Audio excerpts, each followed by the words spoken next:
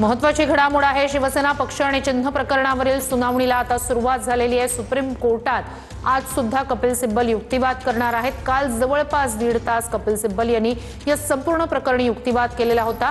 आजचा दिवस पुन्हा एकदा सुनावणीसाठी देण्यात आलेला होता। आज पुन्हा एकदा कपिल सिब्बल युक्तिवाद करणार आहेत। हे सगळं प्रकरण आता अंतिम टप्प्यात आहे। कपिल सिब्बल यांचा युक्तिवाद, त्यानंतर मग शिंदेंच्या शिवसेनेकडून त्यांचे वकील युक्तिवाद करतील। तर आज या सगळ्या प्रकरणी युक्तिवादादरम्यान कोणते मुद्दे कपिल सिब्बल मांडतायत याकडे खरं तर लक्ष असेल।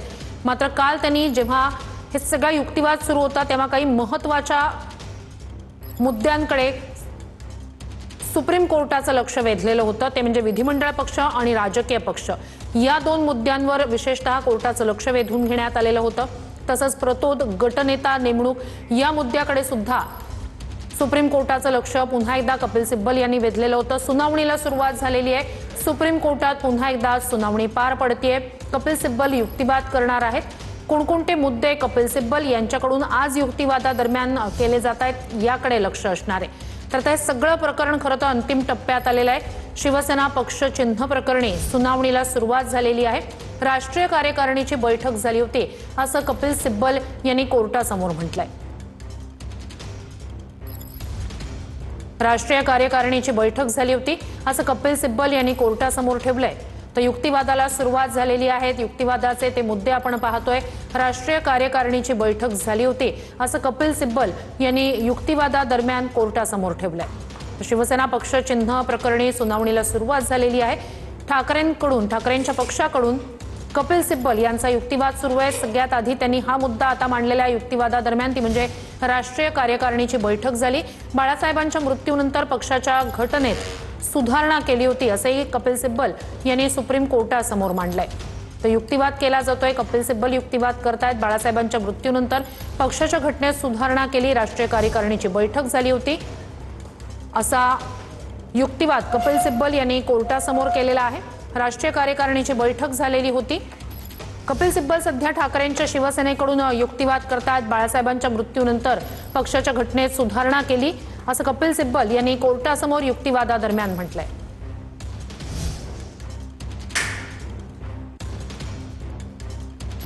बाळासाहेबांनी निवडणूक आयोगाच्या सांगण्यावरूनच पक्ष घटना बदलली असं कपिल सिब्बल यांनी कोर्टामध्ये म्हटलेलं आहे। शिवसेना पक्ष आणि चिन्हावर सुप्रीम कोर्टामध्ये पुन्हा एकदा सुनावणीला सुरुवात झाली आहे। काल सिब्बल यांनी जोरदार युक्तिवाद केला होता। त्यानंतर बाळासाहेबांच्या मृत्यूनंतर पक्षाच्या घटनेमध्ये सुधारणा केली असं कपिल सिब्बल यांनी म्हटले। तर संघटना स्तरावर उद्धव ठाकरेंकडे बहुमत होतं असंही सिब्बल यांनी म्हटलंय। तर सिब्बल यांचा हा युक्तिवाद संघटना स्तरावर उद्धव ठाकरेंकडे बहुमत होतं। सुप्रीम कोर्टातला हा कपिल सिब्बल यांचा युक्तिवाद। बाळासाहेबांनी निवडणूक आयोगाच्या सांगण्यावरून पक्ष घटना बदलली असं कपिल सिब्बल यांनी म्हटलंय। तसंच पक्षाची घटना काय आहे त्यामध्ये काय नमूद करण्यात आलं होतं ते देखील काल कपिल सिब्बल यांनी कोर्टासमोर मांडलेलं आहे। तर संघटना स्तरावर उद्धव ठाकरेंकडे बहुमत होतं असं कपिल सिब्बल यांनी युक्तिवादादरम्यान म्हटलंय। बाळासाहेबांच्या मृत्यूनंतर पक्षाच्या घटनेत सुधारणा केल्याचं कपिल सिब्बल यांनी युक्तिवादादरम्यान कोर्टासमोर ठेवलंय।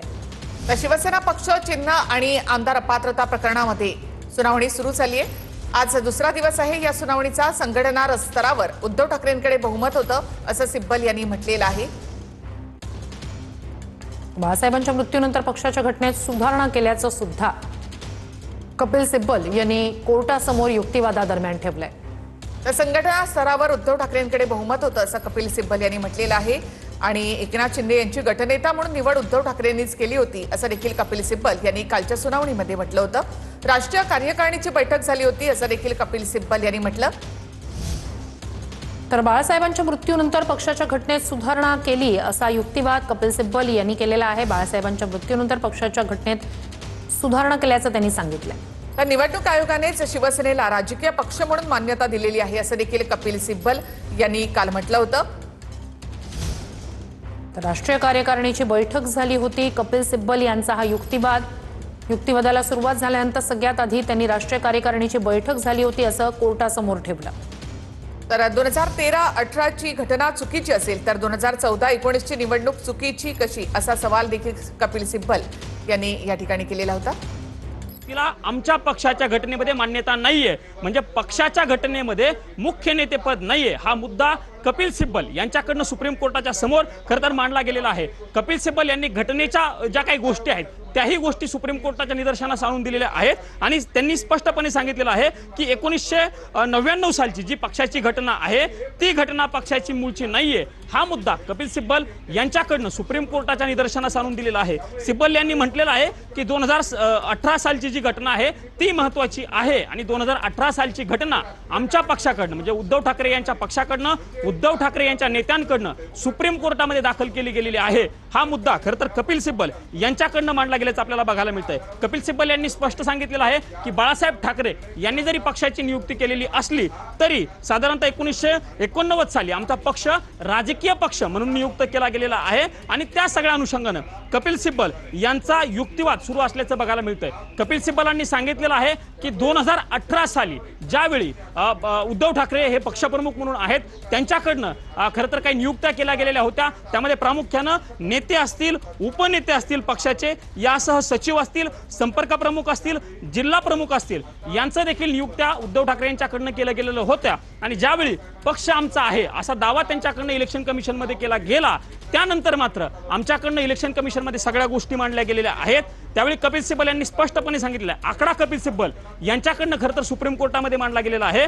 सिब्बल यांनी म्हटलेलं आहे की 2018 सालच्या संविधानानुसार 10 पैकी 6 नेत्यांनी म्हणजे पक्षाच्या स्ट्रक्चरमध्ये आमच्या पक्षाच्या स्ट्रक्चरमध्ये नेते असतील, उपनेते असतील यांना खूप महत्त्व आहे। हा मुद्दा कपिल सिब्बल यांच्याकडनं कोर्टाच्या समोर मांडला जातोय आणि त्यांनी सांगितलेलं आहे की 10 पैकी 6 नेत्यांनी 2018 साली नंतर उद्धव ठाकरे यांना सपोर्ट केलेला होता, त्यापैकी एका नेत्याचं निधन झालेलं आहे। हाही मुद्दा कपिल सिब्बल यांनी कोर्टाच्या निदर्शनास आणून दिलेला आहे। सोबतच अजून काही पुढचे मुद्दे कपिल सिब्बल यांच्याकडनं कोर्टाच्या समोर सांगितले जात आहेत। त्यापैकी नेते असतील, उपनेते असतील, जिल्हा प्रमुख असतील, संपर्क प्रमुख असतील या सगळ्या लोकांनी उद्धव ठाकरे यांना सपोर्ट केलेला होता आणि ती सगळी कागदपत्र आम्ही निवडणूक आयोगामध्ये दिलेली आहेत। हा मुद्दा खरं तर कपिल सिब्बल यांच्याकडनं आता कोर्टामध्ये मांडला जातोय। न्यायमूर्तींकडनं, सरन्यायाधीशांकडनं आणि त्यांच्या इतर खंडपीठांकडनं म्हणजे दोन जे न्यायमूर्ती जयमाला बागची असतील, सोबतच मोहना असतील, न्यायमूर्ती मोहना असतील यांच्याकडनं सिब्बल यांचे मुद्दे ऐकून घेतले जात आहेत आणि सिब्बल यांच्याकडनं